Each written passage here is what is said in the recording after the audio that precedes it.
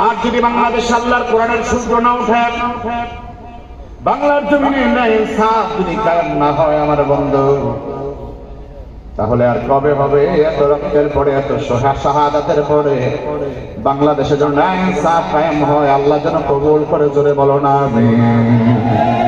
আমার বন্ধুগণ, বাংলাদেশ এমন একটা দেশ যে দেশের মানুষেরা যখন নাকি বাজারে যায় তখন তার হাতের মধ্যে তাসবিহ থাকে, আল্লাহর নাম জপে, রাসূলুল্লাহর প্রতি দুরূদ শরীফ পড়ে, ঠিক কি না? যে দেশের পথে ঘাটে খোদার নামের তাসবিহ হাতে, কত বীর আউলিয়া বীর অস্ত্র ধরে গভীরতে। যে দেশের হাট বাজারে খোদার নামের তাসবিহ হাতে, যে দেশের জেলখানাতেও খোদার নামের তাসবিহ হাতে, কত বীর আউলিয়া বীর অস্ত্র ধরে গভীরতে।